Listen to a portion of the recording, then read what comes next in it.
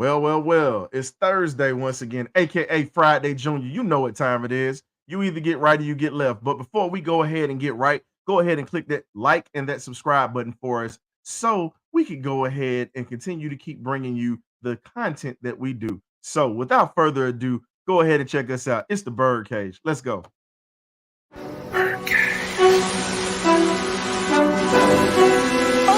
y'all, this is it.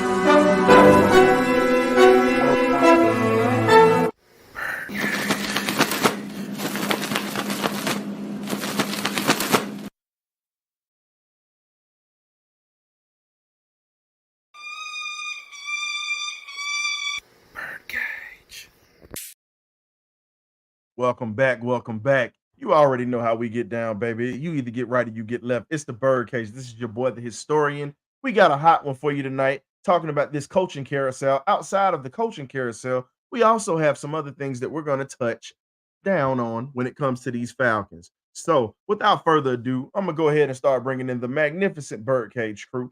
We got K-Dub in the building. What's going on, bro? What it is, what it do, Birdcage family listeners and subscribers out there. If he haven't told you already, tell a friend to tell a friend, hit that like, share, subscribe button. The Birdcage is in full effect. It is 8 p.m. and let's go and let's get into it. His story on. You already know. So we got to go ahead. We got another one of our brothers coming through. He's been in and out, but he's still consistent with it. We got Coach Brant into the building, the Tennessee Volunteer / Falcon. What's going on, Big Brant? Glad to be here. How y'all doing tonight?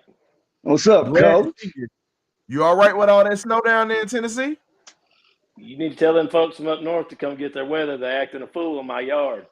Hey, man, I'm going to be getting about 4. Look, I'm supposed to be getting 4 to 8 inches or whatnot of that white stuff. And we talk about the snow outside, by the way, ladies and gentlemen. So, yeah, got to make sure we keep it PG-13 for everybody. But also, we got to add in the Mr. Gray, and I'm sorry, we call him Gray Beard, but we call him Mr. Salt and Pepper, a.k.a.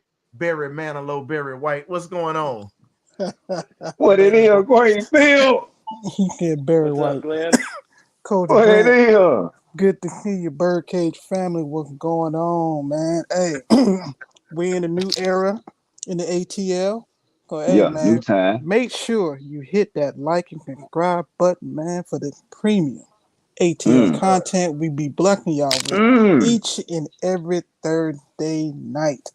But hey, man, I'm with Coach Brant on this one. Please, hey, New Yorkers, Philly, Maine, Vermont, please come get your weather.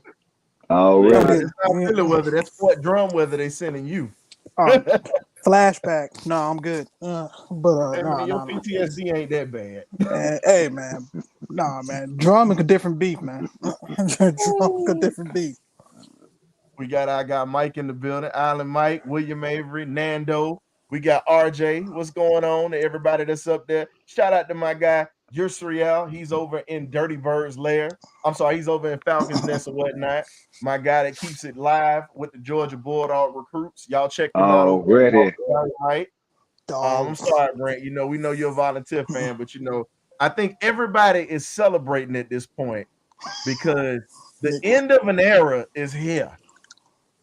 Alabama has fallen hard. I hope they wander through the desert for 40 years. They deserve it.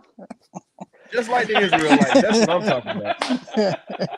Hey, we get You know, I don't listen. have We no might love for 'em, man. just like sailors on here, but we definitely biblical on this show. So we'll let y'all know what's up. We're not too bad with it, but man, hey man, I'm excited to see what Bama 2024 is going to look like, man. I just want to see what the head coach has to bring. All I know is down in Tuscaloosa, they do not like losing. And if you have, and wait, if you don't, whoa.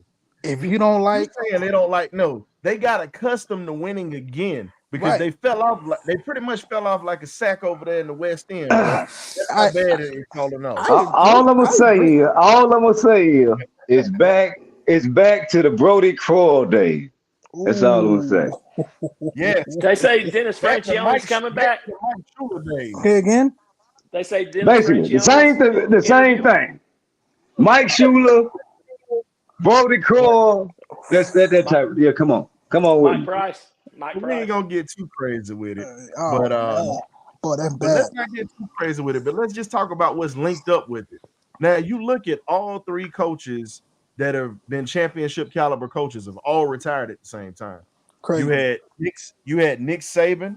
What's going on, Falcons fan? You had Nick Saban to retire. You had Belichick to pretty much separate from the Patriots. He didn't retire because he's still interviewing for jobs, and pretty much Atlanta is looking like a landing spot. We're definitely gonna talk about that. And then you had Pete Carroll to be relieved of his duties.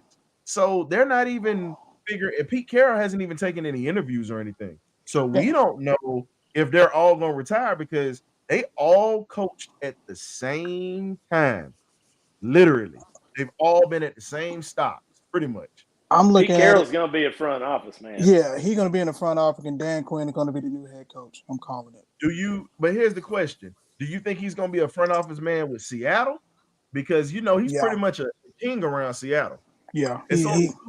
He's a West Coast boy. Well, just think about it. Coaching wise, it's only two guys that have won out there in the city of Seattle.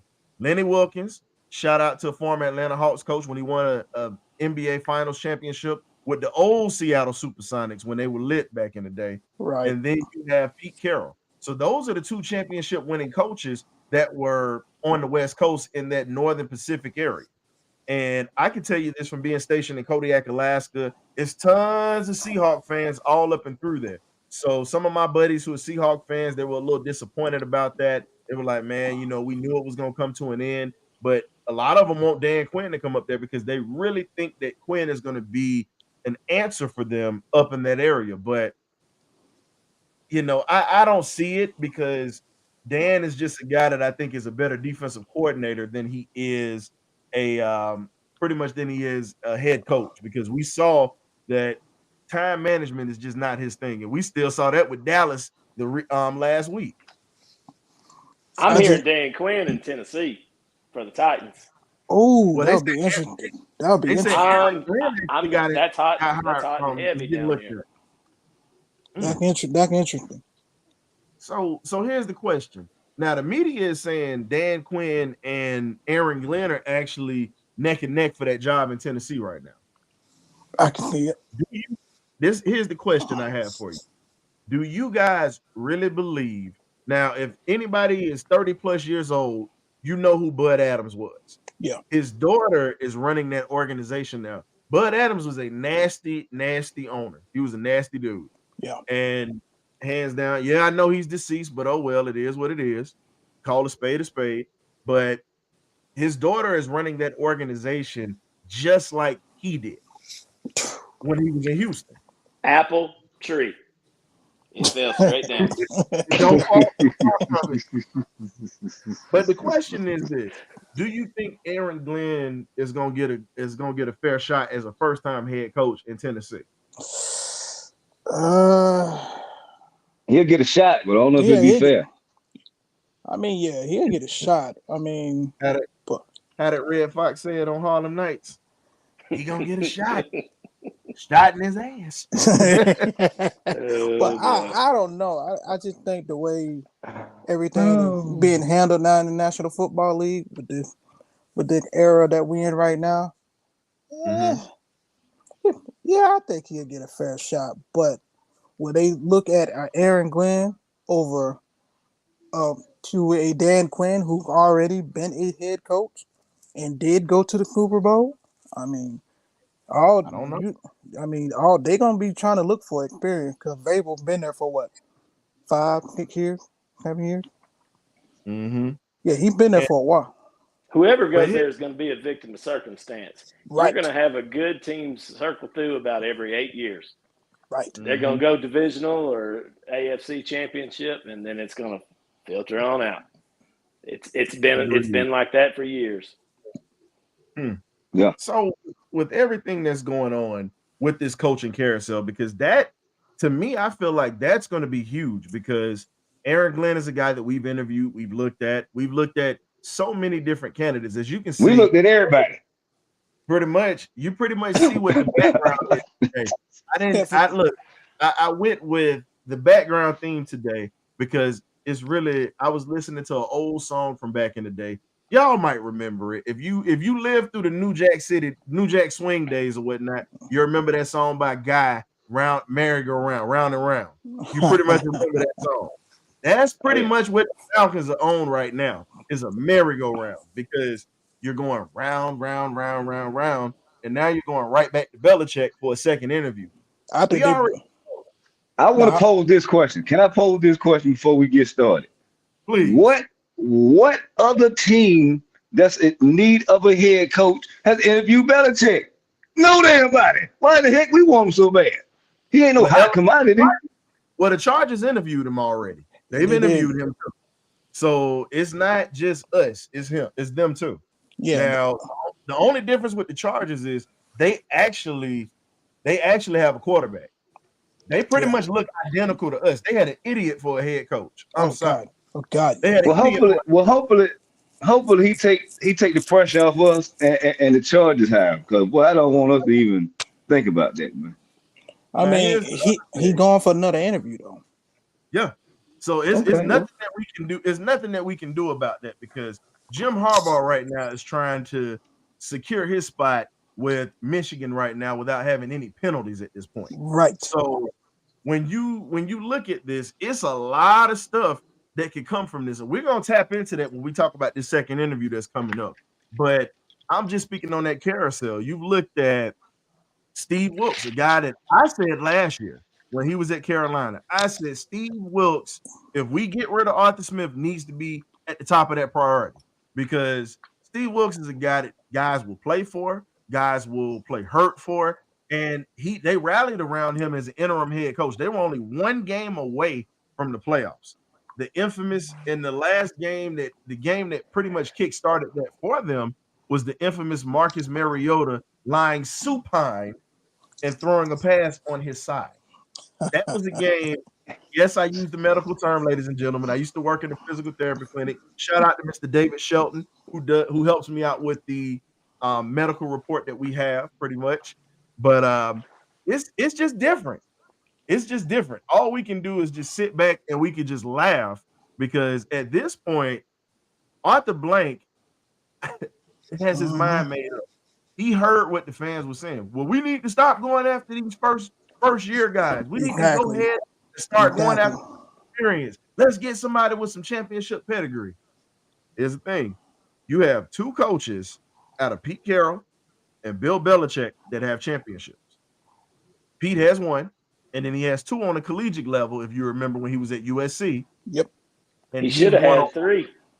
That was a good game, though. Texas took care of that. That was a good game. Quarterback Vince Young took care of that. No. I'm talking about in the NFL. He should have had Yo, another one. we all know why. We all know. He had his Dan Quinn moment right there. Oh God, yeah. Hey, I said it. It's okay because it's the truth. How do you not run the ball with Marshawn Lynch on the 1 yard line, the man who got you there, and you really wanted to make Russell Wilson the hero? We all know it was political. We know it was political. The MVP. Hell, that was the case. You could have just ran it in. Quarterback keeper. They could have gave the other damn team player the MVP. If I was the coach, I wouldn't give a damn as long as we won. For real. You know what?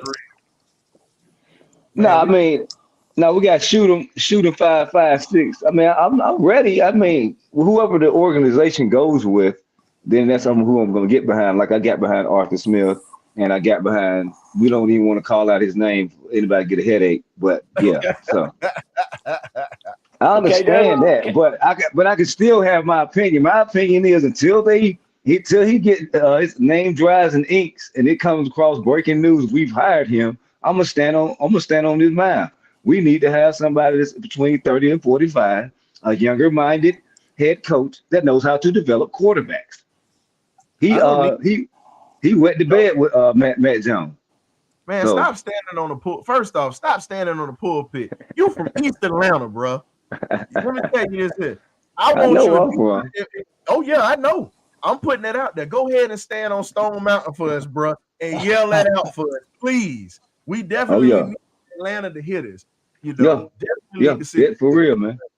I think what a lot of people aren't seeing though, and I look at things a little different than everybody else.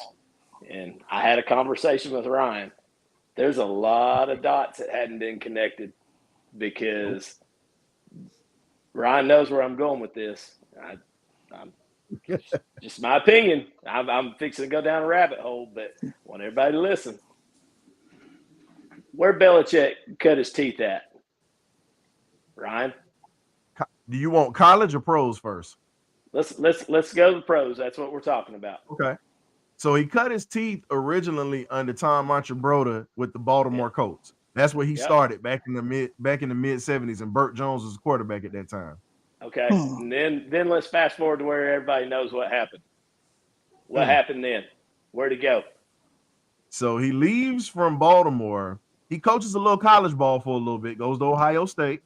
Yep. And then he comes to the NFL, and he falls right behind Bill Parcells. He comes in after Parcells takes over as the defensive coordinator for the Giants. Because remember, Parcells came in as a linebacker coach originally before he started moving up in that rank system. And he knew, and you got to remember, Parcells worked with Belichick's dad at one point. So that was how that connection was already made. Okay, I know where you're about to get to. Got it. So now and there's a lot of stuff in between. And if we have to go back and chop every one of them up, we can. But to fast forward through a bunch of different stuff, Terry Fontenot, and as much as I cannot stand the guy, I hate to even say his name like the team, but your boy that's out in Denver now, let's put it that way, the coach, has deep ties with them too. He doesn't get a name on the show. And Terry Fontenot worked together for years. And there's a lot of ties there, and there's a lot of similarities, and they ran their front office very similar to the way that it was ran up north on the northeast coast there, and they're very familiar with each other from the way that things were done. So I'm just saying, I think you're about 2 pieces. I'll say 2 pieces. If he comes in and he gets this is just my opinion. If Belichick comes in here, you're either getting Justin Fields or you're getting Russell Wilson, one of the two. I'm just saying. If they come in and you're getting a offensive coordinator to come in, it might be McDaniels, it might be a new hot shot. Who knows? But you're going to get a veteran. You're going to get a veteran quarterback with him. Then, if he doesn't get it, then you're going to draft somebody in the first round. It's going to happen. Here's my question though: if we do go that route, are we going to give up our A pick just to get him? Well, you got to look at the Belichick way. No. He don't really care about picks too tough. Yeah, that's what I'm getting ready to throw out here. Now, you just said something, Brant. When have you ever seen Belichick take a first-round draft pick at quarterback? When have you ever seen that? You've always seen. Look where he took Tom Brady at. And not just that. Think about it. Pick round, my bad. They've always traded that first-round pick and pretty much moved back. And Belichick has, if you trade away a first-round pick, Belichick and Fontenot are at least gonna work it to where they can get 3 picks out of that. True. 3, not 1, 3, 2 to 3 picks out of that first-round pick. Before everybody goes and jumps off the bridge on the Belichick thing, because he's not my first pick. Ryan knows who my first pick is. I've been tooting that horn for a long time, and I'll talk about it later. But before everybody jumps off the bridge with him, what would have won us about 4 games this year? Two things, honestly. No turnovers. No turnovers. And situational management. Decision. Yeah. Exactly. Situational management. Guess what you can get with a good veteran quarterback? And do you think Bill Belichick knows how to manage a game? Oh, absolutely. Come on. He's not going I'm just saying he's not going to turn the ball over. We all know that. And just look at what he did. Don't now. Panic on us. I'm going to give you this. So he had a veteran quarterback in Drew Bledsoe. Remember, Parcells had Bledsoe first before Bledsoe ended up with Belichick. Brady was on the bench, period. Right. Brady was on the bench. So Bledsoe literally got hurt, and that was how Brady got his job, and he never looked back. Ever. And that's the reason why Bledsoe ended up going out there to Dallas with Bill Parcells for a bit. But getting back to long story short, Belichick has always been in a situation where he's always had backup plans in case things go wrong. And he did that a lot with the New York Giants. Go back to his days as a coordinator. Now I'm just giving folks this here. They played against one of the most high-powered offenses in NFL history, which was literally our offense in the early 90s. The early Buffalo Bills with Jim Kelly, Andre Reed, Thurman Thomas, and James Lofton in that 1990 Super Bowl. The infamous Super Bowl where Whitney Houston sang the national anthem. Yep. At the old sombrero. Averaged, at the original down in Tampa. Sombrero. Yep. That offense averaged literally 35 to 40 points a game. And they had Hall of Famers on that offense and that defense, period. So Belichick told his defense, now you're talking about a Lawrence Taylor, Harry Carson was retired at that time. You had Pepper Johnson. You had what's my guy's name? He came out of Grambling. Everson Walls was on that defense as a veteran corner. You had when you say a veteran, he was an ancient. Ancient. Yeah. You're talking about it. You know. I got to shout out HBCUs. Everson Walls was undrafted, by the way. But talking about that defense, he told his defense, and anybody knows a Belichick defense is a physical, smart defense. Everybody knows that. He pretty much told them, he said, hey, you got to let Thurman Thomas run the ball. Now, this is the cerebralness of this guy. Now, I'm just giving you an example. We don't want him. I get it. A lot of people don't. Some people don't. Some people do. But he told his defense, you have to let Thurman Thomas run. Thurman Thomas was one of the greatest backs in the NFL. You can go back and look at those stats. He's in the Hall of Fame for a reason. No, we're not poo-pooing his career. He had outstanding career. Not you. I know you're not. I'm talking about other folks that are saying, well, we don't want him to get. No. He pretty much shut down the passing game. Thurman still would have got the MVP if Scott Norwood hits that field goal. That's pretty much how that goes. But that gamble paid off because James Lofton didn't get off and Jim Kelly didn't have a good day. And you look at what happened to us in that 28-3 Super Bowl. What happened? We went away from running the football, and Belichick pretty much figured out how to stop everything. Yep. I don't understand why people are bringing up the 28-3. He shut us down. Exactly. He did it when you know what's on the chopping block. He made it happen. We We can go at one time. We can go at one time in the third quarter in that. No, we all want to win championships, man. I just want to react to William down. He said, "I want to win. I want to win championships too." But how much do this man got left in the tank? But at You the same time, I got a question for you. Now going I'm after a gonna record. use you as an example. Now you change, you shift jobs or whatnot. If you get a change of scenery, sometimes that helps out, right? Yeah, exactly. You've You been go there for from over being 20 stale years. to being refreshed to where you're energized to go. Now think about it. You got a mixture of young guys and you got some veterans on this team.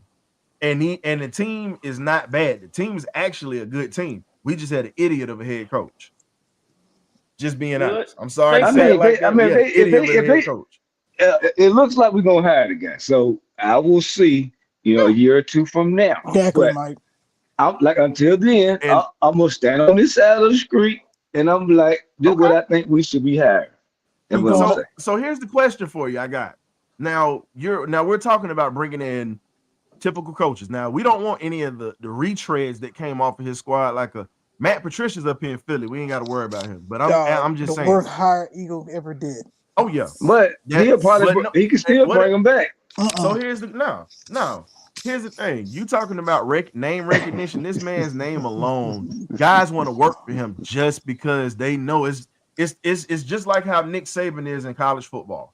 It's the same exact thing. When guys work for either one of those dudes, they get a head coaching job just like that. Lane Kiffin. Think about it, guys. I mean, and listen, he's not my first choice. Nope. But I'm just telling you, these are facts. We had a top 10 rushing team. Uh-huh. We have what I would consider a top 5 kicker, even though he got kind of squirrely on us there. But we had a top 10 defense. Really, let's fix the turnovers and somebody to put their foot in the offensive coordinator's hind end and say, do what you do, and not throw the ball 4 times from the 1-yard line. And we win 4 more games this year. We beat Green Bay. We beat Tampa Bay. Mm-hmm. We went toe-to-toe with Detroit, but Dummy killed us. Mm-hmm. I mean, I'm just telling you like it is. Listen, I'm just pointing out facts. Listen, he's not my first choice. Yeah, he's not. There you go. We both agreed on that because you said Steve Wilkes like I did. Yeah, I mean, long time ago. You said Steve Wilkes and Jerry Gray was the 2 choices. I'll put it. But at the same time, though, K-Dub, what Mike had, he's chasing after a record, man. He want Don Shula's record.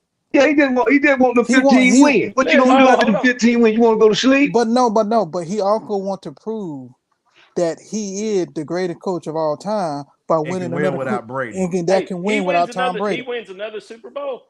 It can wrap. Was it really Brady or was it him? Exactly. That's gonna be the ongoing debate. Which one was it? He's gonna make the same thing that he says. Because here's the thing, what'll validate him. I'm just laughing. I'm just saying. I mean, this is what'll validate him, and this is just what it is. You come to Atlanta and you win a Super Bowl in Atlanta. That validates his career. That ends that. Let me tell you, that will end that Tom Brady discussion. I'm sorry. Yep. And not only that, you had the worst franchise. Yeah, and I said it. I love the Falcons, but we are one of the worst franchises in NFL history. Hey, we like I said, a lot of us love that logo because this is what we grew up loving, and we defend it like we defend our family members because this is a part of our family, pretty much. So this man wins a championship here. That debate ends. You win in Atlanta, that ends that debate. Period. And then on top of that, you literally won a Super Bowl for the team that you beat with a historical collapse. Exactly. Hey, let me throw. I mean, it sounds poetic. It sounds very poetic. It is poetic. And we can go back in the archives. And I'll say, man, I was wrong. I was wrong, Graybeard. I was wrong, Coach Brand. But guess what? Let me ask you this. Now, I'm going way out on the magic mushrooms right here. Wishful thinking. No, I'm being, but it could happen. Let's say you bring Belichick in. Mm-hmm.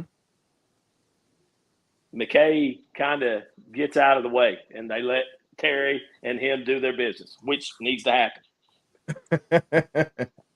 Let's say he goes out, and Arthur Blank says, "Hey, man, I really want somebody that I want to put points on the board right now. The defense is in place.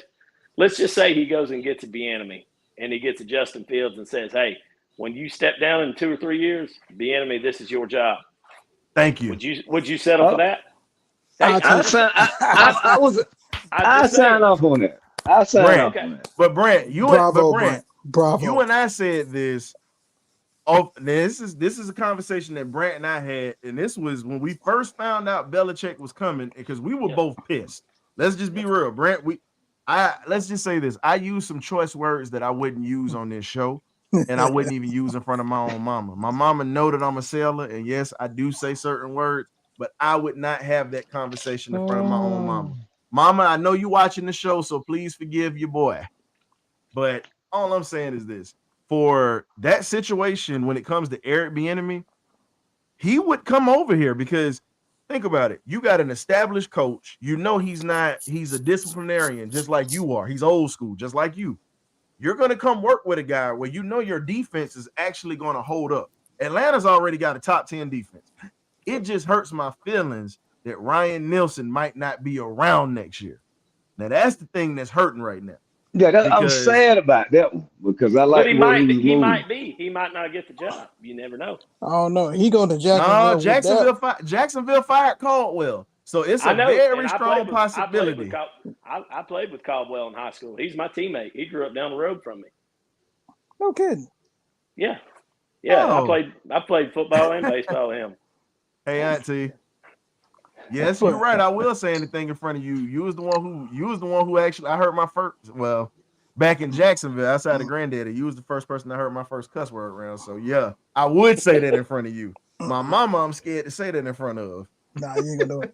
But if Neil can go to Jacksonville with those weapons, it's a problem. It's a serious problem. Just think about it. Jacksonville's defense is actually better than Atlanta's, talent-wise, on the board. They got Coach McGriff's spitting facts right now.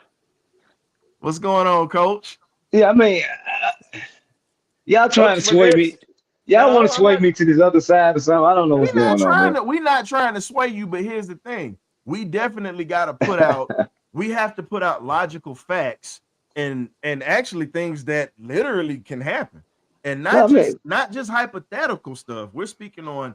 Most of the stuff that we spoke on last week is starting to literally fall. Now, here's the other thing that Bill Belichick brings. See, we went out of sync today, but it's okay. I don't care today. We just enjoying it. We doing this thing today.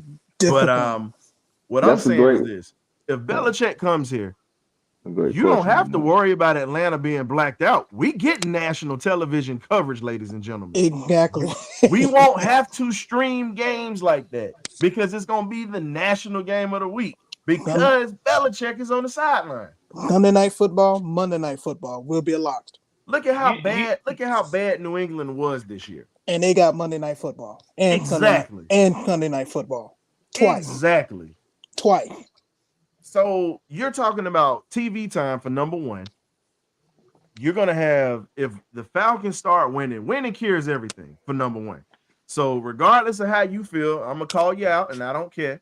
If you are not a true Falcon fan and you say you're going to stop supporting this team because we've seen you in the chats, I'm not going to call your names out, but I'm putting a PSA out right now. Go ahead and fall off that wagon head first for your boy because at the end of the day, it's all about the logo. Mm-hmm. Players come and go, coaches come and go. So if you can't ride with us just because it's somebody that's going to come here that we might not like and you're not going to support this team, hey, man, chuck the deuces.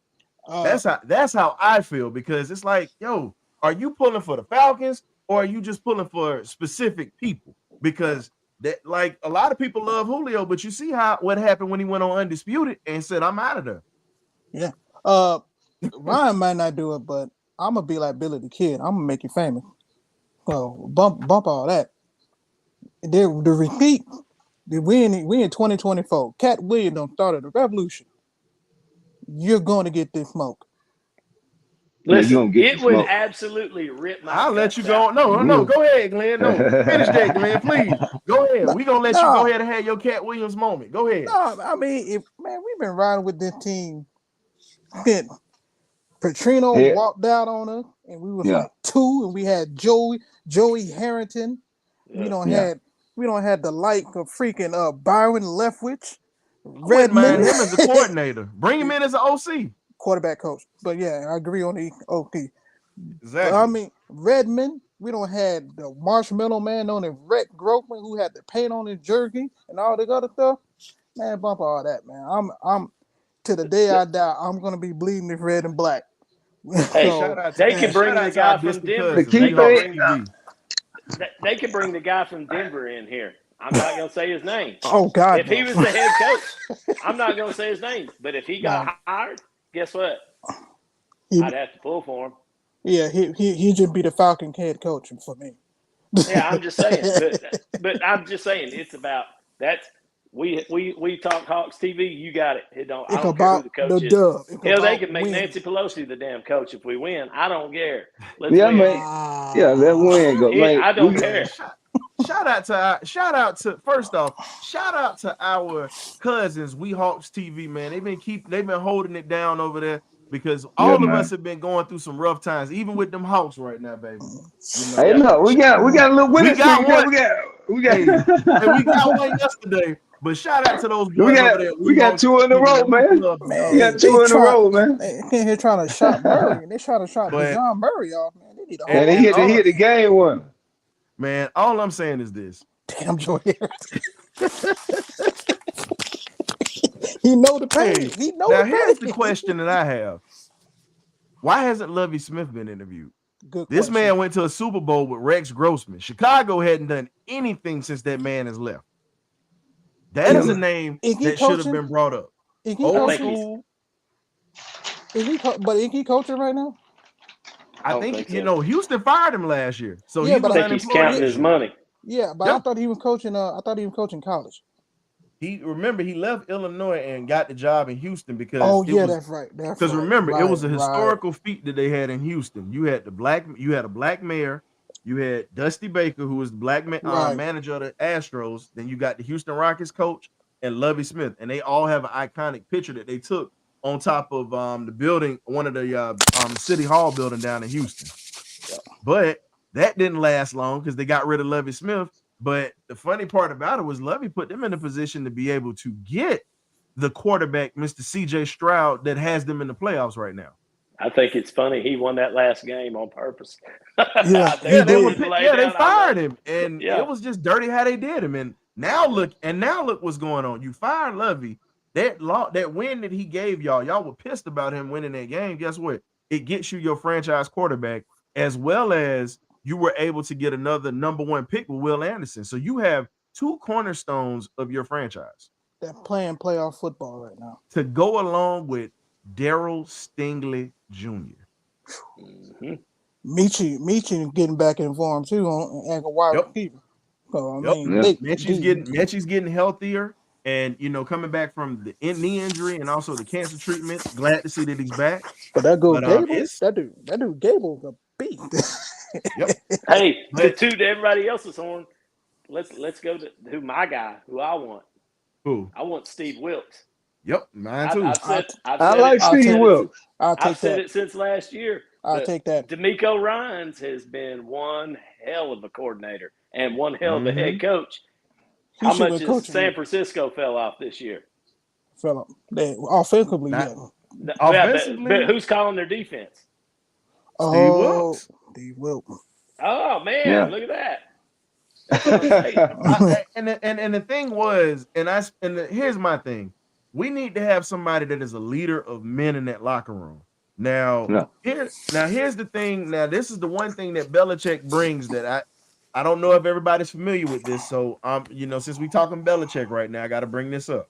So, since we're talking about the second interview, understand this, folks. Bill Belichick and Rich McKay, they're on the competition committee.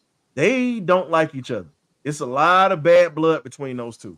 A lot of ill will and bad history. So that goes back way before Bill even got to the Patriots. That goes far back. So one of those clauses that's going to pretty much be within that contract, you have to look at it like this. He's pretty much telling McKay, I'm not reporting to you. I'm reporting he's not going to report to McKay. McKay's hardly around. Arthur Blank is the guy that he's gonna try to he's gonna have to report to, because it's like he can really look at Rich McKay and say, I got 6 of these. How many do you have? One. Exactly. All you got is one. So he actually would stop a lot of the foolishness that's been going on. And like Terry wide Fontenot, receivers in the first round. exactly. Thank Terry you, Lord. Fontenot would actually be able to do his job with Belichick. He would literally be able to do his job. And the one thing we know about Belichick, he's going to scout players. The thing that I've talked about every episode, players got to be scouted. This is something else. You Georgia fans ought to be happy as hell because he drafts the crap out of the damn Georgia boys. Thank you. I'm telling you, man, go look at the pedigree he don't brought in. Deion Branch. He gets SEC football players because they get it done. And he gets the guys that can actually play. Exactly. Gerard Mayo. Well, Mayo. Y'all done already signed the contract for him. Then that would have sounded like. No, it's not signing the contract. It's giving the pros and the cons. The cons. I mean, we know he's a great. We know he's a staff. That's what I'm saying. We know that man's a great coach. I'm not going to sell anyone short. So I'm not going to sell that short. I'm just saying. So let me ask you this. It's most of the fan base that really are saying, "Oh, well, I don't want him here." But it's like, okay, give reasons of why you don't want him here. Because we're going to give you reasons of why he's going to get signed. You sign off on him and Justin Fields being a combo.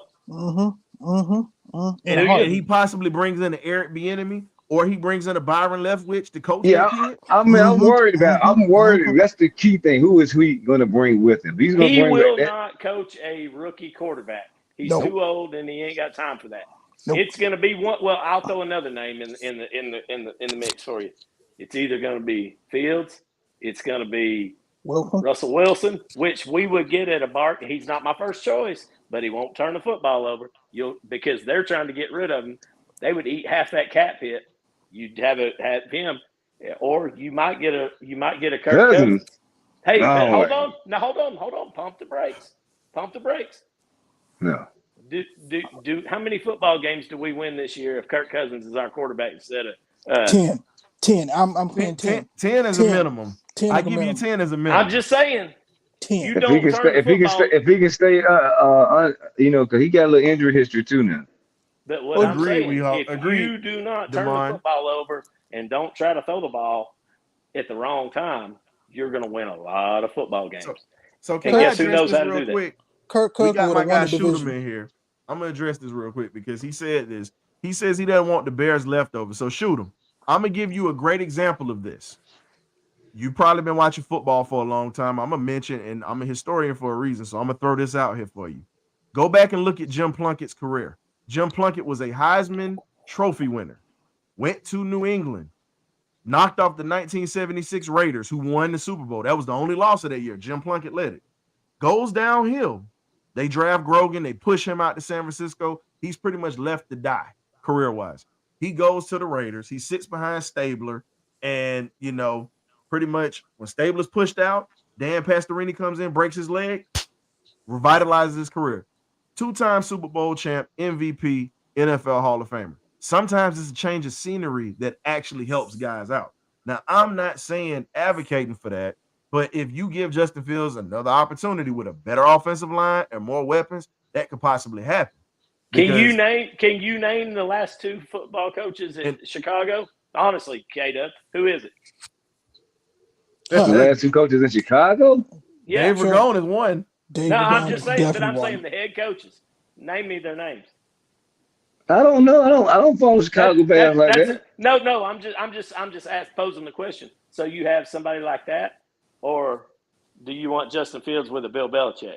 Which one's going to get more results? Justin Fields with the Bill Belichick. I see where you guys are going with this. I'm just trying to figure out how much did he left in the tank. What do you mean left in the tank? The man is motivated to get a record right now to be the all-time winningest coach. That's a lot of motivation. That's I'm still questioning how much you got in the tank. He still won a Super Bowl. Thank you. You still talking about a guy who's motivated to win. Here's the thing, even if it's think about it. Say he gets 15. What Brian's saying right now. Here's the question. Say if he gets 15 games, next year. If he comes to Atlanta, he gets 15 games next year. That's an automatic playoff bid, and you already know that's probably going to be a number 1 seed, and everything comes through the bins. Everything will come through the bins. And we already know how ruckus it can get when the Falcons are winning. That gets loud plays. And one now, thing, you bring a guy in here with a championship pedigree. He's seen everything that I'll just say this. He's seen everything you could throw at him. So can I say something that's kind of? Can I say something that's it's PG-13? Let me say, he ain't gonna shit the bed like some of the other people we've had calling the shots. He ain't gonna. I give him that. I'm sorry. I give him that. If we have that in place the last few years, we win a lot more football games. And then on top of that, Bill Belichick is not known having a losing record at home. If he got home, he stand strong. Oh, I'm just saying. Just look at the track record. I'm just saying, be prepared if it does happen. If we can win, Chicken Little, the sky's falling. If we can win, good times ahead. If we can win 14 to 15 games, if we get that first round bye and everything coming to the bed, I guarantee you that team will be prepared. Yes. It ain't gonna be we wasn't underprepared. They will be fully prepared. And that's another thing Bill Belichick gonna bring. He's gonna bring discipline. It ain't gonna be no buddy. He is a football coach. Do your job, or I'm gonna get somebody else to do it. Now, this is something else that would happen. That's gonna help the Falcons out in this offseason. We got 3 possible cuts that we can have, and it'll really be cap casualty, and it would literally help us. Taylor Heineke is one, John O. Smith is the other, and I literally had, and Richie Grant would be the other one. Those are the 3. No, it's the truth. Money-wise, it's the truth. No, I'm serious. No, I'm dead serious. You already know who everybody's going to go. I had to take a breath for that one because But if you cut those 3, you literally save yourself $14.5 million, which goes back into the money that we would already have. And you're really just taking a $6 million cap hit with those guys. We got to sign Landman back. We got to get him. So we're going to keep Lando. We're going to keep Deckman as our backup. Well, he's on a rookie contract. Why wouldn't he? It makes some sense. What's going on, Coach Cam? Ricky Bum. Ricky Bum. But all I'm saying is this. And the other thing that Belichick does, he pays attention to detail. Yeah, you're right, Mike. He does. But think about it. We would get rid of Caleb McGarity if Belichick was here. How much you want to bet? He gone. Trade him. Get some. We would trade him and get something for him. I promise you that. That's one thing about Bill Belichick. He can make magic happen. Your tackle. Now, all I'm saying is this. We're looking at we save that money. We're able to sign Lando. You're able to possibly bring back a D. Alford because here's the thing. D. Alford was solid this year. He was solid this year in the slot corner, and also he was solid as a return man. So, we don't know what's going to happen, like Killian was saying. We don't know what's going to happen with Avery Williams next year. Is he going to be the same? Or is he going to be, is he going to be a step behind? Because he's still under contract right now. I think he might be a cap. I think they might get that. Yeah. You might be right about that one. Do y'all want to bring Jake Matthews back again? Hell no. Oh, no. Yeah. Jake Matthews, yeah, I'll bring him back. For veteran, but here's the thing, you bring him back for veteran leadership for those young guys. Right. Because he hardly misses games. The one thing that he's always available. Now, a guy that I don't want to see come back is Mike Hughes. Oh yeah, all the wide. Now here's the thing. I can't say too many bad things because you never know. He might pop, we might get him on the show or something like that. So I'm not gonna trash him too bad. So I can't say I can't come sideways with that. We never know. But all I'm saying is Mike Hughes, for number one, he should have never been wearing 21. If you gonna wear that number and play corner, you can't get beat like that. No. Now now here's my thing. Now Scoop has talked about Drew Dahlman at the center position. I said move Drew Dahlman to a guard spot. You get rid of McGarry, move him to that spot. because he's a better guard than he is a center. Go get you a veteran center, as K-Dub said, or you go draft you a center out of Iowa, draft Cedric Von Granger out of Georgia. Matter of fact, here's the other thing. If Belichick comes, we might get Cedric Von Granger. Yeah, now I can see that happen because he does take guys out of the University of Georgia, so that's kind of like something I can get down with. What was his last might center? Be drafted KW, your boy McConkey might be. Hey, look, if he can do that,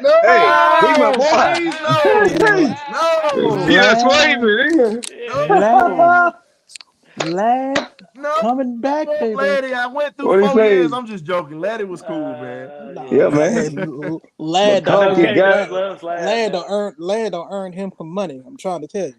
McConkey got on his donkey. Florida State, I think he literally had a highlight reel that earned him a little bit more money. I'm trying to tell you. But getting back to it though, I mean, there's so many directions that you could go with these cuts, but you're looking at cuts that are going to make sense and that actually are going to open up money so we can bring in better players. Now, one of the guys that I think you need to keep and you need to convince to play another year is Calais Campbell. Calais Campbell dipped in the fountain of youth this year. He didn't dip. He swam in the fountain of youth this year and was more productive than most of us actually thought he would be. He came out and spent $300,000 on self-care. They need to slip him an extra $50,000 and bump it to $350,000 and come back. Oh. Exactly. He did a LeBron James, in other words. LeBron James spent about $1 million on his body every year. Yeah. Now here's the other thing I was gonna make sure I was gonna say. Now, as much as we don't want to talk about it, and it hurts because I love CP, love him. But let's go back to this. I said this at the beginning of the season now. No, I know you said at the beginning of the season. I'm getting ready to validate your point. If I know you about to go there. Well, go ahead. Yeah, I'm about to validate your point. This is me validating K-Dub or whatnot. I gotta stroke an ego a little bit right now because he was definitely right about this because Patterson was pissed about how he was used. At this point, he still got a lot left in the tank, but can you get some value for him? That's the question. Would you be open to trading him to bring some other stuff in?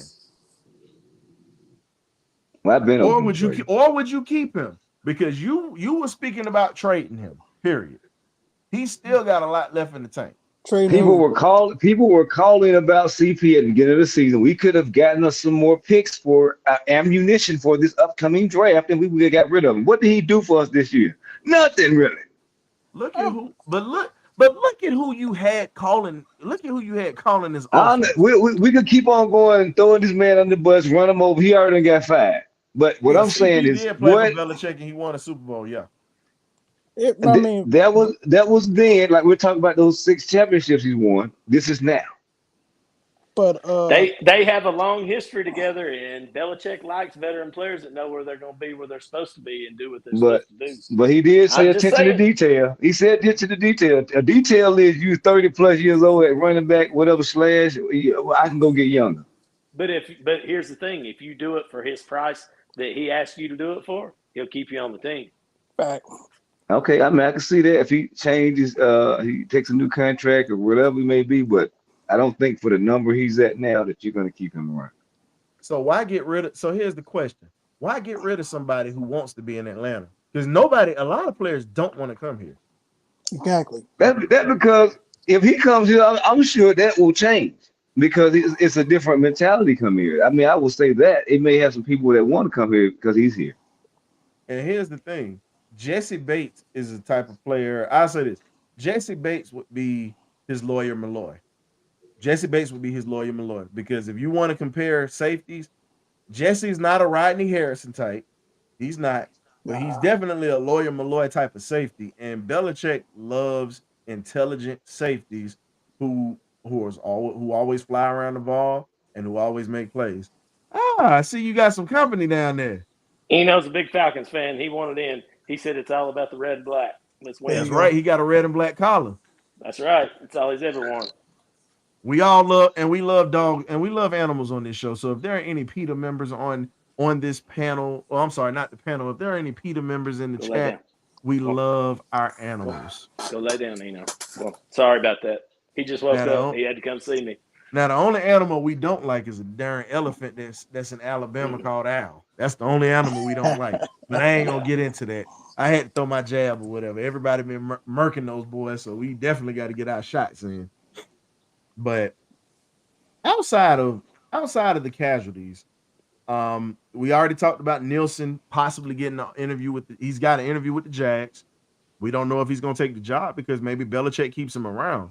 But even if he doesn't, you still have Jerry Gray here. Jerry Gray's not going anywhere.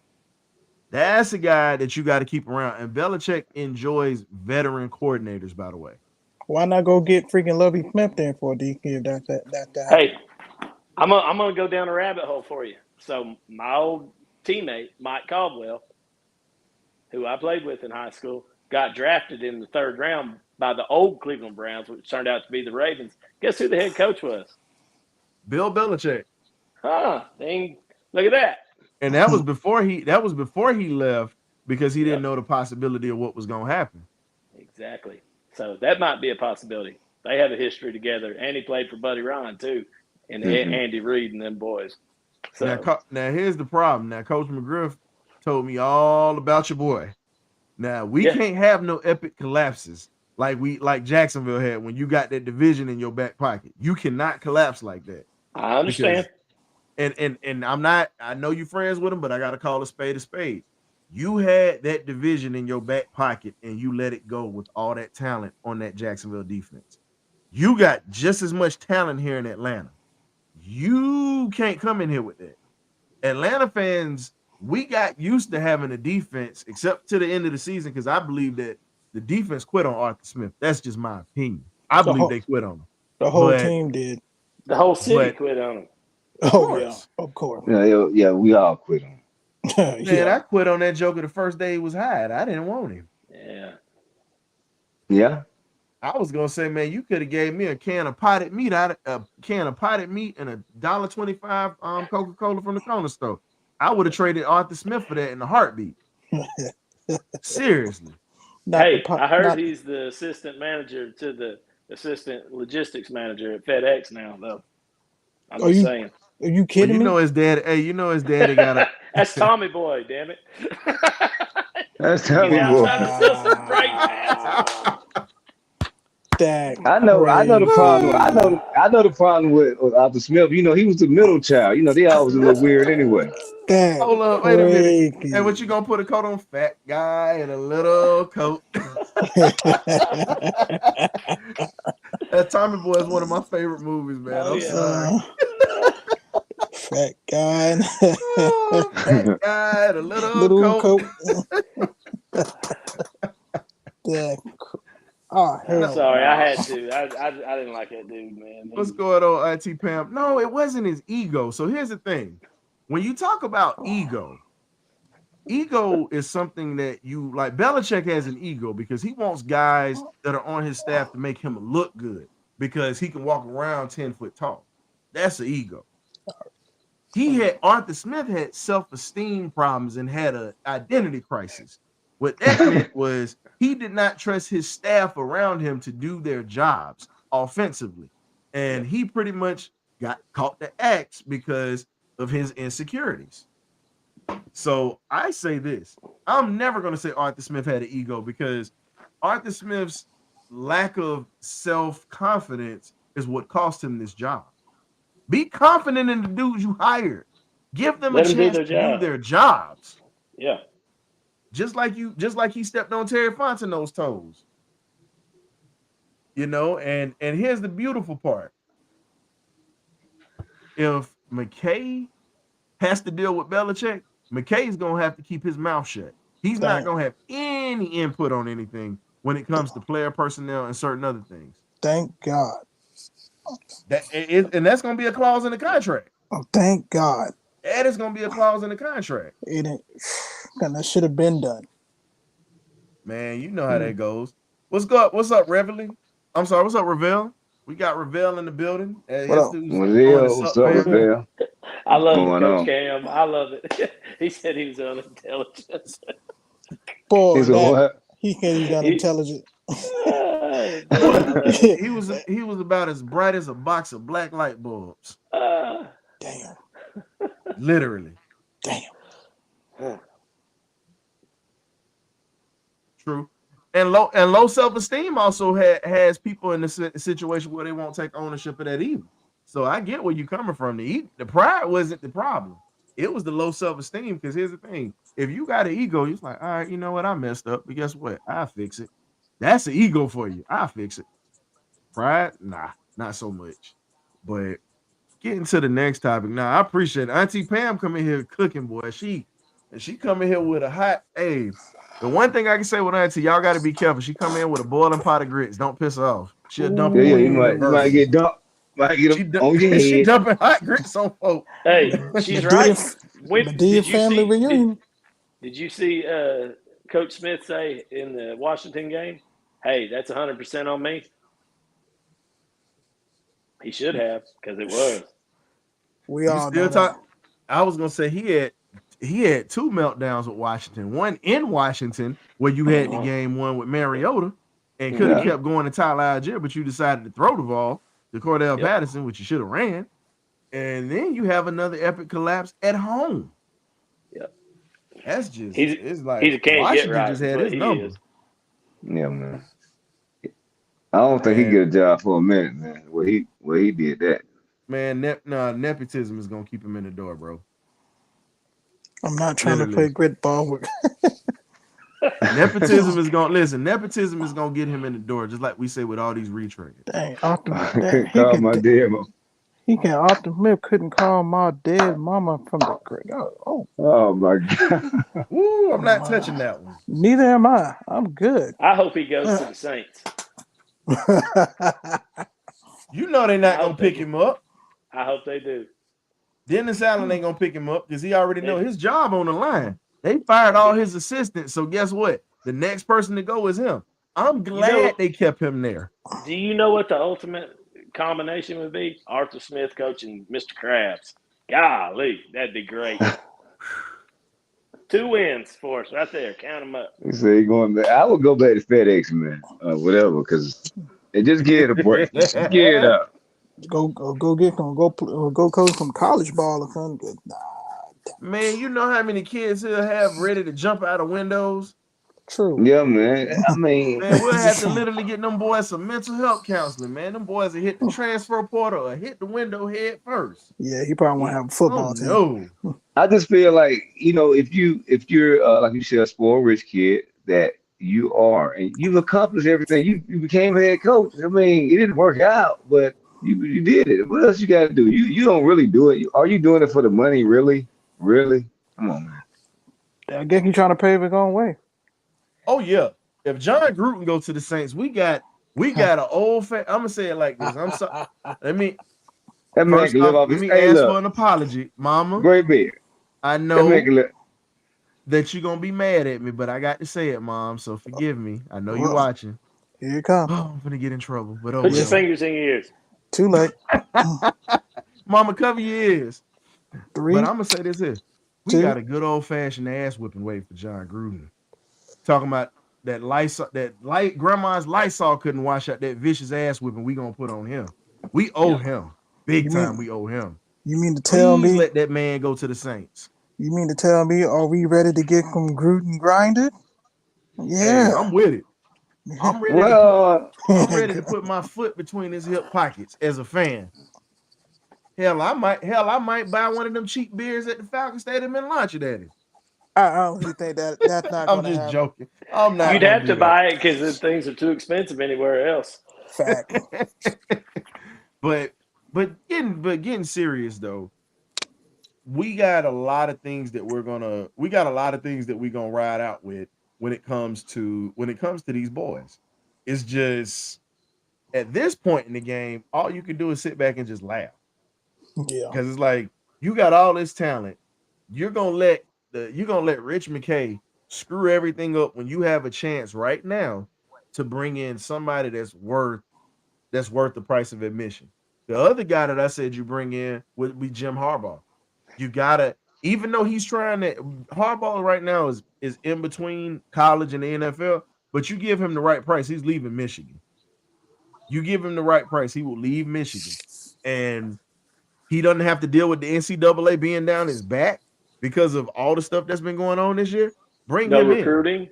No recruiting. Think about it.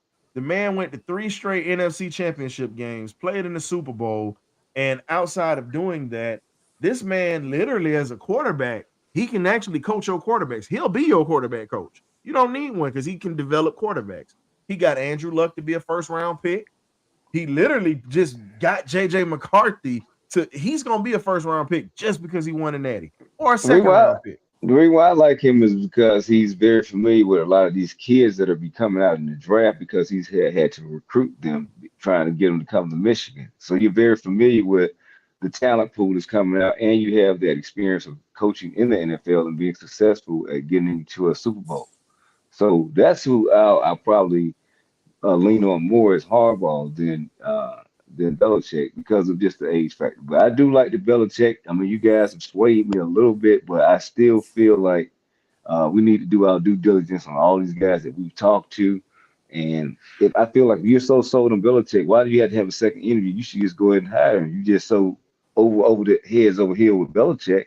Well, K-Dub, here's the thing. How come nobody else got a second interview? That's what I'm trying to figure out. But you don't interview everybody they grandma. Arthur Blank pretty much will hold on 2 coaches. Jim Harbaugh, Bill Belichick. Everybody else looked like they were window dressing. He wanted either those 2 coaches. Period. He followed the Rooney. He followed the Rooney rule. So he basically it felt like it kind of felt like it was a slap in the face. You done interviewed all the black candidates to say, "Oh, we ain't hiring y'all." I'm like, what's the point? But Hennemy might be a dark horse. Who knows? We don't know. We ain't even talked to him. They haven't even talked to him, bro. Oh, they're not gonna bring him in as a head coach. Yeah. As me and Brent and I talked about it off the record, but they ain't even what talked if to Belichick come? What if Belichick comes in and he brings Bieniemy as his OC? I understand that, but how do they have any kind of connection with each other? Man, coaching talk, man. I'm just saying. Coaching talk. It's coaching trees and it's relationships are formed. I guess I'm not gonna get a whooping when I see my mama because she said her sound was going in and out, so she didn't hear me what I said. Unless you do good. The Lord is good. Unless you do it. Unless you go rewind and do the playback. Nah, the Lord is good. Yeah, never mind. It's recorded and it's there. So, but here's the thing: Washington didn't even interview Eric Bieniemy as a head coach, and he's in that building. That crazy though. And you want to interview Ben Johnson over EB? Ben Johnson don't even got a ring yet. The one I don't understand was the OC from Philly. He was a train wreck. Oh, he was trash. Don't bring him in here. God, just don't. Well, they already interviewed him. They just did it to do due diligence. And here's the thing: the Raiders would be stupid to let go of Antonio Pierce. Antonio Pierce ain't going, man. Antonio Pierce is going to be a Las Vegas Raider. I told you 4 names to start with, Ryan. Mm-hmm. And here's my question I got for you, and I'm gonna ask y'all this. Now, we didn't really cover all the topics, but we've been really covering the main thing that everybody's worried about, the coaching side of things. But here's my question, because this was a question I had last week that we didn't get into. Why is it that these interim coaches have great chemistry with these teams? These guys play for them. These guys know them. But these owners will not give these interim coaches a job to at least give them a chance, a shot in the dark.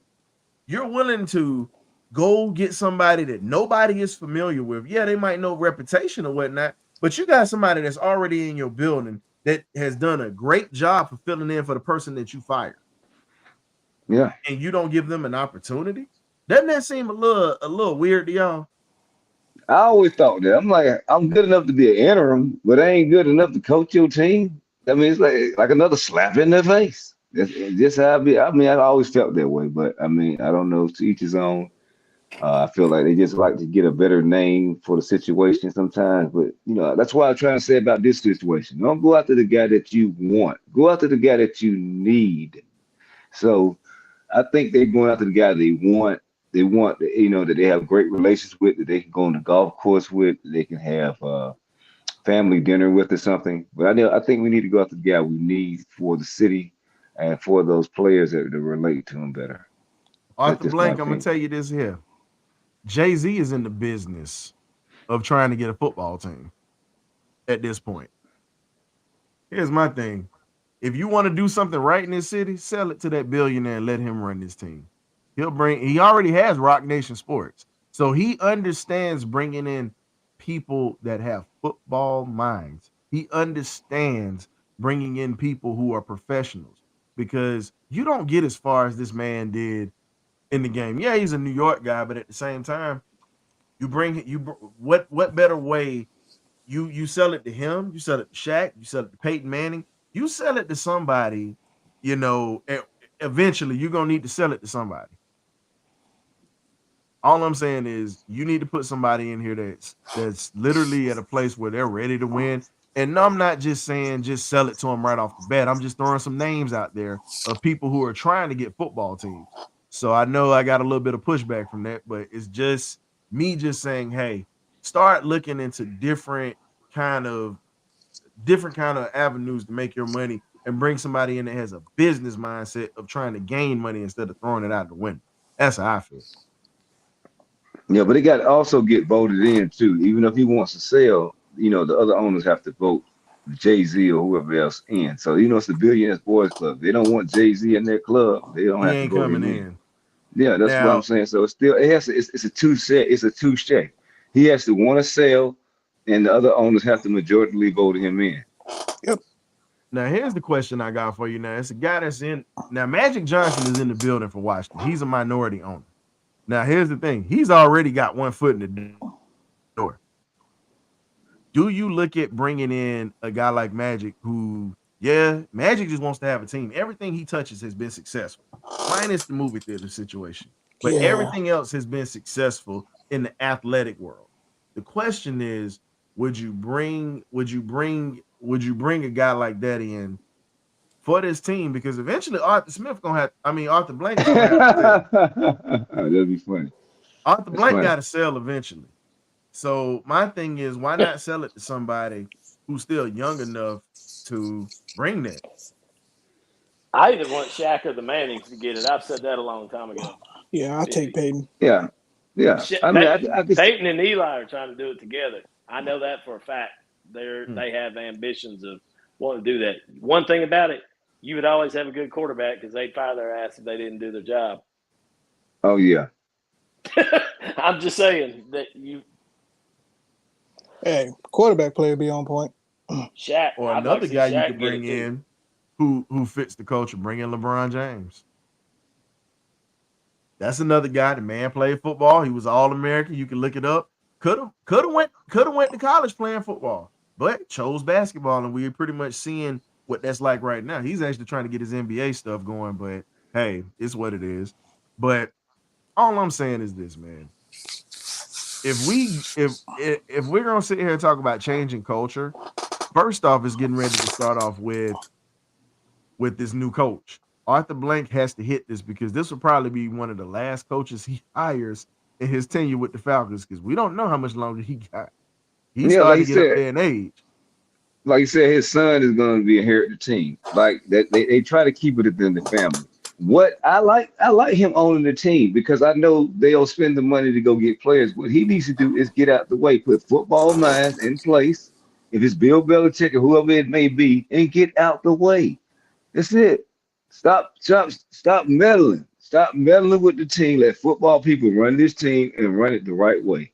That's it. Go after the players that Dallas you need. Not these players that you want, not the coaches that you want, but what you need here to win. Mm-hmm. I want a coach that's going to address the issues with the players. There's a lot of stuff that didn't get out to the mainstream media. Yeah, I mean everything. Last year. Some discipline issues, but we ain't gonna touch on that. Yeah, discipline that needs to be handled. That kind of got skewed in a different light because they didn't have no backbone. Yeah. Well, I told you Arthur Blank. I said Arthur Blank and Arthur Smith had the backbone. Well, more so Arthur Smith. Arthur Blank, I feel like he's the type of guy. He's patient, but when he gets fed up, he pretty much cuts ties. But when it comes to Arthur Smith, his backbone was as hard as a jellyfish. Yep. The I mean, thing, that was as hard as his back was, man. Because when you have players, how did they say it? When you got the inmates running the asylum, that is a problem. Mm-hmm. And that's what was going on. Now, you know, Blaine could just so the I'm laughing at marshmallow. what Mike said. Blaine could just What'd the he say? marshmallow. You can't eat just the marshmallow. But all in all, I'm looking at this here now. Here's the other topic I got for you guys. I know we going a little over tonight, but this is just one of these episodes we got to cook a little bit tonight. But let's talk about it. First round quarterbacks right now are showing out in the playoffs. Do the Falcons make a move to go get a quarterback? Now, if we bring Belichick in, we know we're not getting a quarterback in the first round. We know that's not happening. It ain't. But if you bring in a Jim Harbaugh, a Steve Wilkes, or anybody like that, do you go get your quarterback in the first round? Yeah, that's what we've been talking about. It's a need. It is a need. It is definitely a need. But the point is, do we move all the way up to get one, or do we stay planted at 8? But here's the thing. You have money. True. But depending on the type of coach you have, you're either going to have someone that's going to be aggressive going forward, or you're going to have someone that's going to regress going backwards. And the last thing is, you don't want to have somebody that's going to regress if you got a chance to go to get you a franchise quarterback and put them in a position where they're not going to have a lot of pressure. Continue to use the running game that we have, because we got 3 stallions in the back. Use them. Yep. I think a young quarterback is competent enough to where he can actually throw the ball and give his receivers a chance to go get the ball. Give Drake London, instead of giving him 50-50 balls, start giving him passes to where he can start using his physical abilities to shield guys out. Let's start using these tight end weapons that we have in Kyle Pitts and Jonnu Smith. I mean, our lag head coach. Doesn't get cut. Yeah, our lag head coaches love tight end. Oh, God. If Harbaugh gets in here, he does too. And he can develop a quarterback. Legit. Yeah. He's got a track record. He played the position. He was one, and remember, he played in the 1994 AFC Championship game with the Indianapolis Colts before we got Ray Buchanan to come to Atlanta. Ray was one of his cornerbacks, and Tony Siragusa, Goose, was a defensive tackle on that team. So they were loaded with the Colts that year, and they, that's the year that Dallas beat Pittsburgh in that Super Bowl in Arizona. Yep, I remember that. I think the Colts would have thumped Dallas that game. I don't care what you say. I really believe with Harbaugh at quarterback, Neil O'Donnell was awful. God almighty. But they couldn't stop Bam Morris, though. Bam Morris was killing it. But again, here's the thing. Now, the one thing that Harbaugh does that we do normal, he runs pistol formation. Out that pistol formation. He runs out of that pistol religiously. Period. Yep. And if you look at it, we run out of the pistol a lot. And you look at the personnel that we have. It's very identical to what he was working with while he was at Michigan. We won't be running out the pistol no more. We still run out different quarterbacks, different QBs, and different. Now he'll have some sets with pistol, because when he was with Kaepernick, he ran out of pistol heavy with Cap. No, I'm saying if we hire him, it depends on who we hire though. I said we were running out the pistol with Arthur Smith, but he's gone now. So it depends on who we hire, what we'll be running out of. Oh, Todd. I know the Goose is from Jersey, Mike. Yeah, Atlantic City, New Jersey, to be exact. The late Harry Goose. Todd, to answer your question, do you think Kyle Pitts was a bust? No, we didn't utilize him properly, and it showed. We did not utilize this man the way we should. Goal line, he's blocking for Jonnu Smith for Jet Green. All the evidence we needed that this man would not utilize property, instead of this man being a red zone weapon, a mismatch nightmare, which he had proven to be. He's been doing other stuff that does not make No hint. He should be.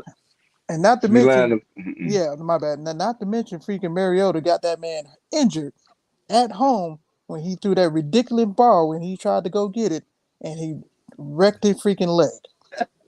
When did he have 1,000 yards? Remember, Mike. Oh, Hey, wait, remember when what Mike Matt said? Ryan He don't was want up. 100%. He want 150% out of Pitts. He said that last week. Man, you might just go for 200 then. You might would go for 200 then. You tell me if Bill Belichick got here, you wouldn't see a different player in Kyle Pitts. Oh yeah. Yeah, you're gonna see a different player because it's all about. He need to be matched up, lined up with a linebacker so he can miss like a mismatch. I don't know what we be doing, man. Arthur Smith didn't know what he was doing. Exactly. That's what the problem was. Just drafting player and not knowing what to do with them. Oh, we want the best player out. We want the best player available. Yeah, it's on that, man. Get what you need. When we get to the 2 yard, exactly. Everybody wants to say, "Oh well, here's the thing." No knock on Bijan. Bijan is up for Rookie of the Year. Can't take that away from him. He was very impressive this year with the way that he was force fed the ball and they used it. Jalen Carter. Yeah, Jalen. I don't care what nobody says. And I'm standing on it. Jalen was one of the best rookies out of the class. He had a 95% rating pretty much all year.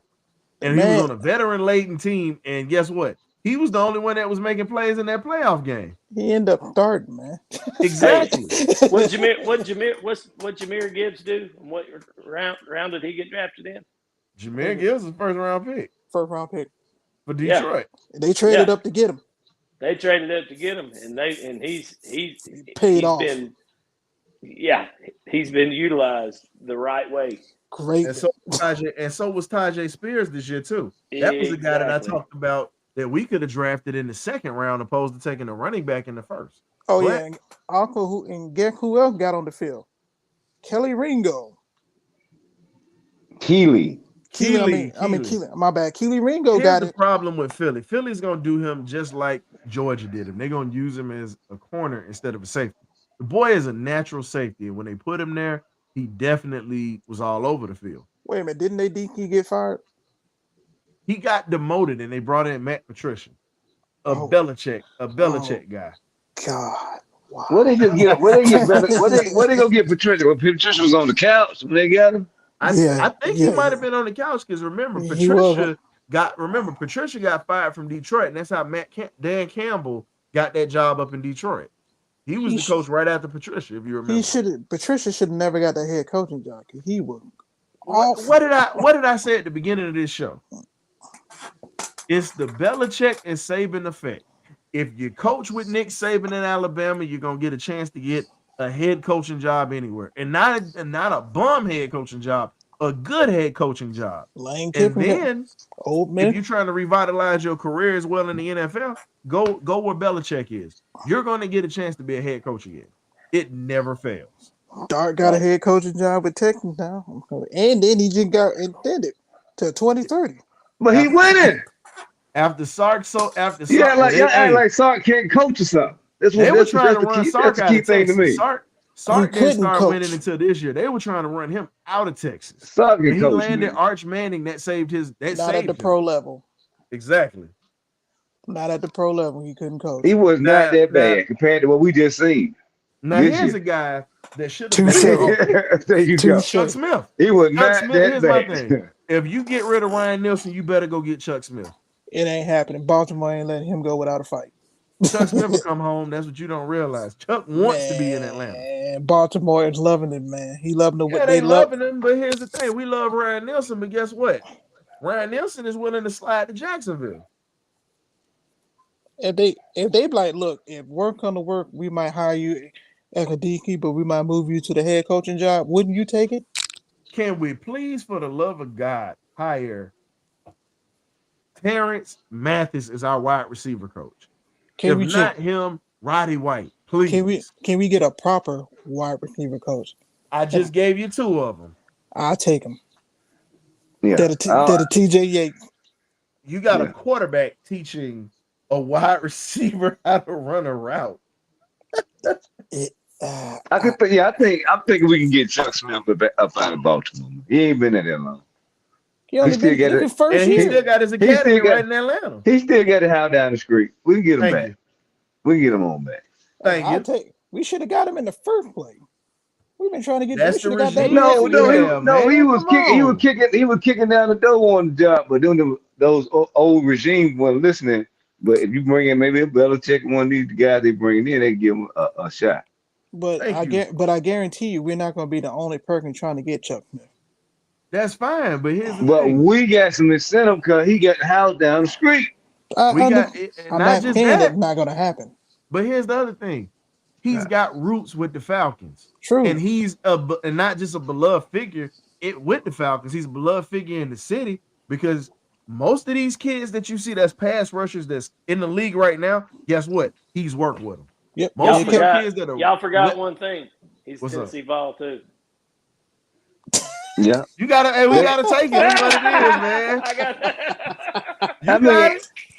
We all right with that. Hey, He was a look, dirty bird. You got it with that one, Coach. I'm not You even got it knocking with that one, Coach. Tennessee, I ain't man. knocking it, coach. He had to go play somewhere, right? There you go. You got it with that one, Coach Brent. You got it with that one.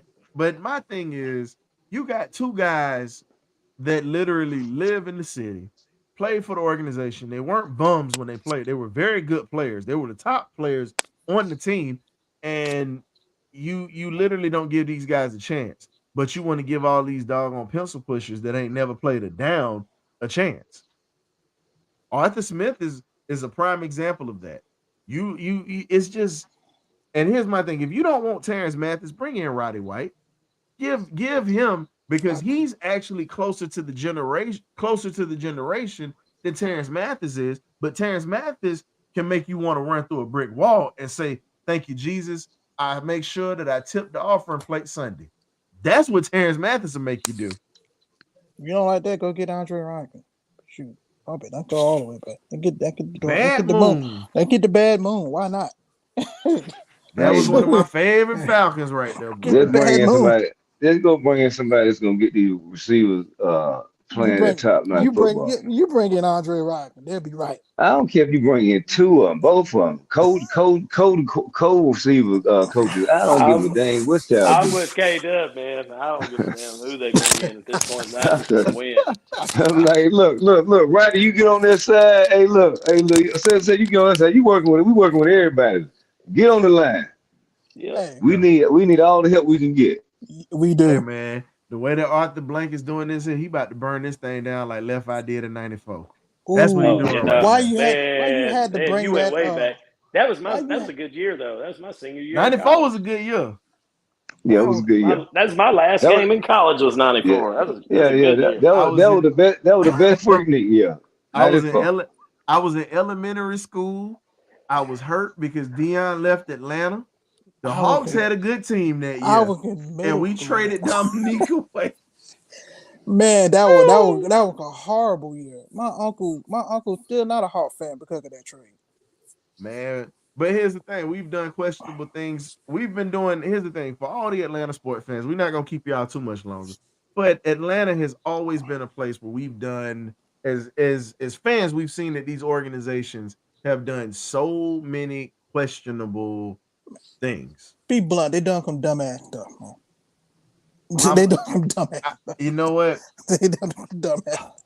Now, see, I'm trying to turn over a new leaf, and I'm letting you. You didn't say it. He did. I'm letting you pretty much be my alter ego tonight. Because see, if I pull out the Joker tonight, because the Joker is my alter ego.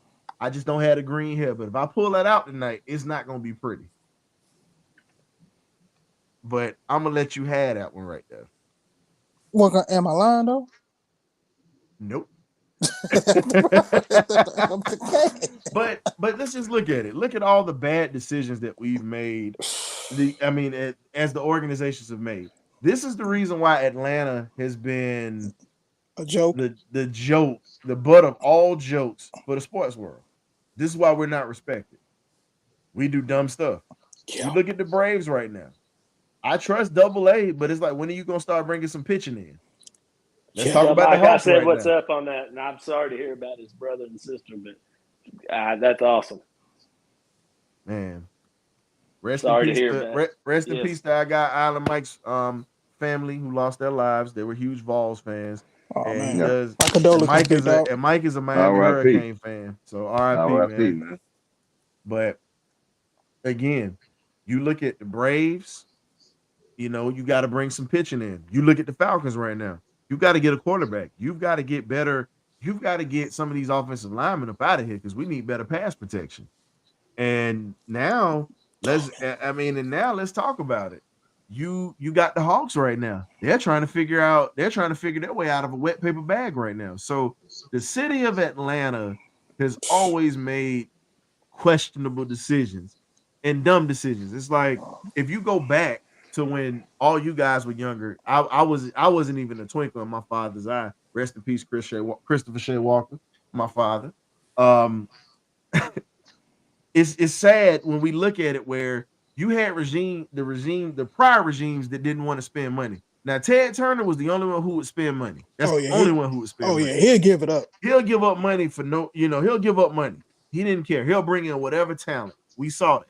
But as for the Hawks and for this here, it's sad because he didn't spend money on the Hawks like he did the Braves. He didn't. Let's just be real. Ted Turner wasn't cheap. He was cheap with the Hawks, but he wasn't cheap with the Braves. Glavin. Exactly. Smoke. Maddox. and then you look at the Falcons. My thing was if Ted Turner would have bought the Falcons, they said it was too much power for that man to have 3 teams in one city. They said it was too much power. I would have been fine with that. I would have been fine.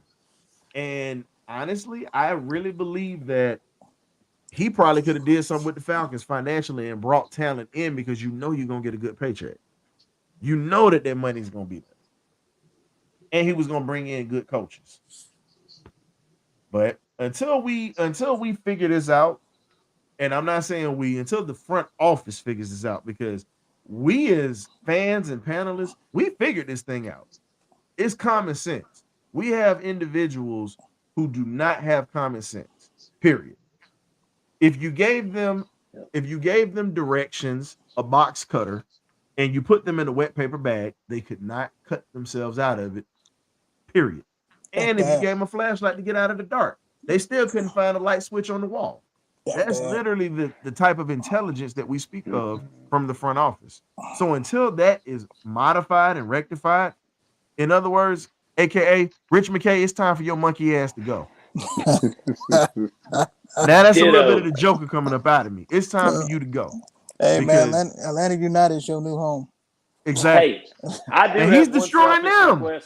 I do have one selfish request. Can we please get some red back in our uniforms? Somehow, some way. Please. Can we go back to no, Brent. You know what I want. You know what I want. Oh yeah, you want the red and you want the red and silver. You want the red and silver. I was getting ready to say not some red. Bring back the red jerseys and the red helmets with the white face mask, not the black face mask. Let's go back to the early 1980s with the Grits Blitz defense. Yes. The late 70s, early 80s, Grits Blitz defense, that uniform. Can we go back to that uniform, please? Yes. And for all the viewers that's on here that's in Atlanta that get to go to all the games and everything, is there a way, and y'all can get at me on my Facebook. You already know Ryan, Ryan the Historian Walker. You'll find me on Facebook. You can find me on Twitter. Please hit me up. Is there a way that we can start a panel of people and a petition that we can get these old uniforms back? I'm tired of being back in black. The hell with being back in black. Jerry Glanville took away those red uniforms. I told him that.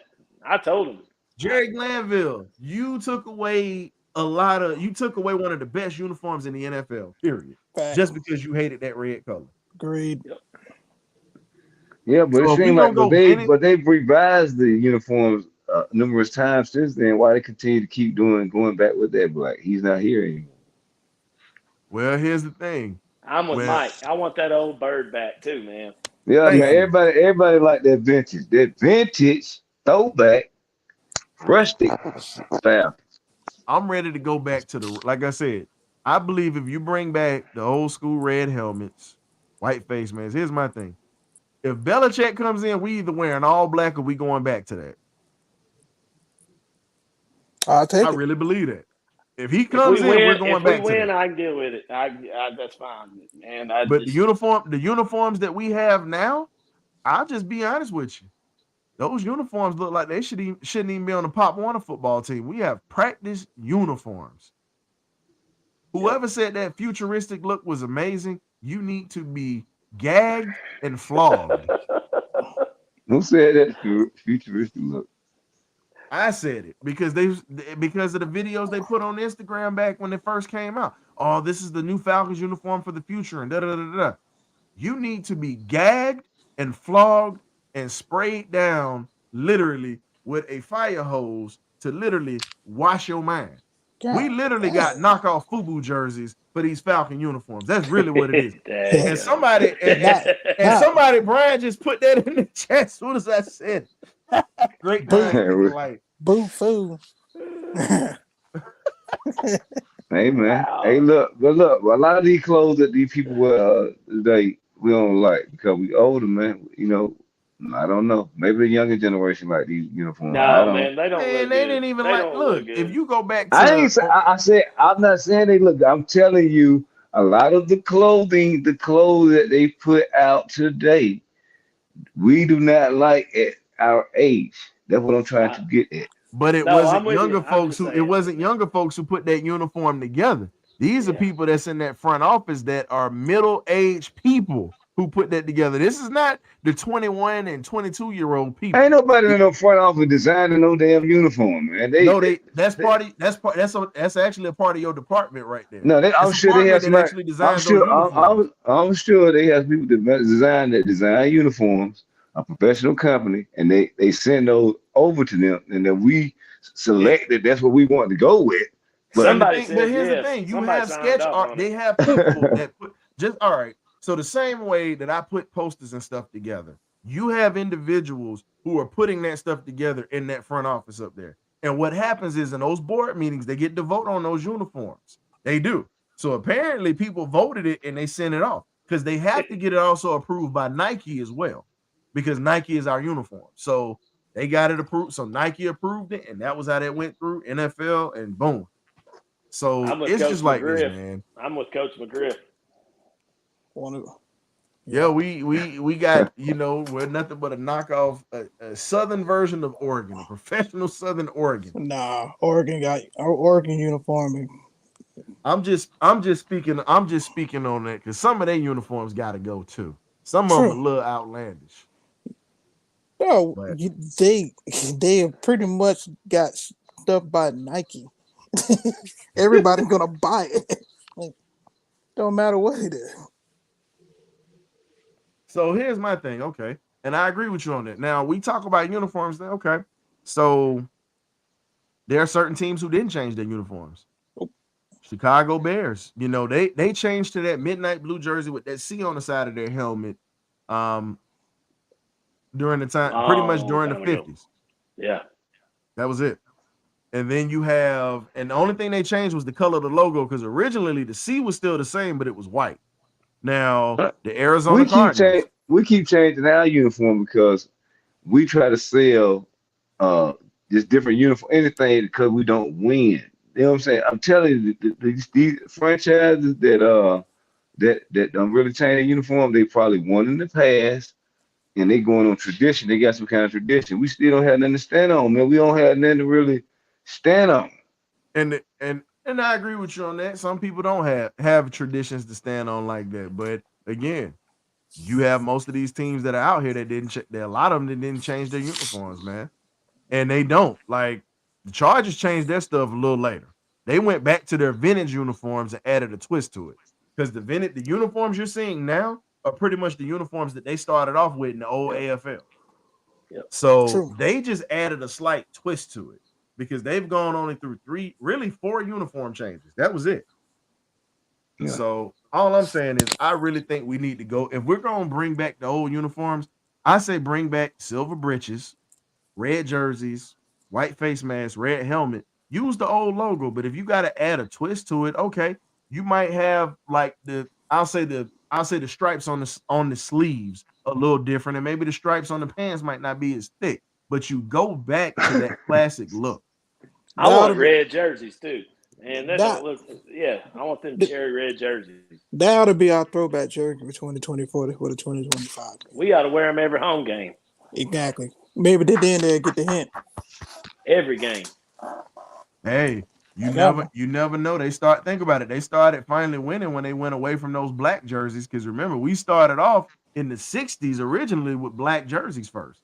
And then we shifted to the red jerseys. And later in the 70s, white that's on when they silver started on the winning. road. We need to be white on silver on the road. Yep. Well, gentlemen, this has definitely been a pleasure this evening, sharing the stage with y'all and definitely getting into some things. We went through majority of our topics tonight. It was one or two, but we got to give a shout out to Bijan Robinson. He got Offensive Rookie of the Year. You got Jesse Bates as Defensive Player of the Year for the Falcons. Bijan Robinson is still trying to get Rookie of the Year. So if you have a chance to vote, go vote for him to get that Rookie of the Year. He's a chance that he can get it. He's in the top 4. Hey, let's go ahead and help him. Let's win something, because we definitely didn't when it counted this season. We didn't win no fights this year. No. So hey, let's win something. No, we lost a lot. Yeah, we need a CPR, man. Darn, you're right about that. You need something to jumpstart these darn birds, boy. Because right now we looking lifeless right now. But depending on what coach we get, we never know what's gonna happen. But PPR, we need a resurrection.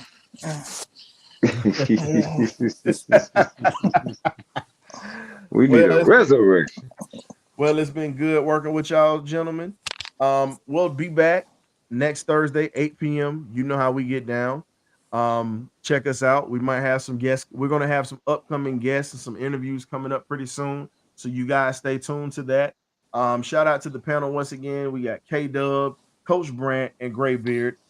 Definitely appreciate y'all for coming on tonight. Good to see you, Coach Brant. Good to see you. Good to see you, Coach, in the building tonight. So what we're doing now, we're really seeing a lot of stuff that's happening right now with these Falcons. Y'all stay tried and true. We got this. We gonna be all right. Don't stress. We gonna be all right. Just don't stress. Just let management do what they do. If they mess it up, that'll be on them. But we gonna go ahead and ride out and support these Dirtybirds pretty much for this upcoming season. So one last time, thank you all for joining us. We love you. Y'all stay safe. You got family out there, tell them you love them. You never know when you'll see them again, because, hey, life is short out here, man. These days and times, y'all stay prayed up out here in these streets, man. Much love. I'm out.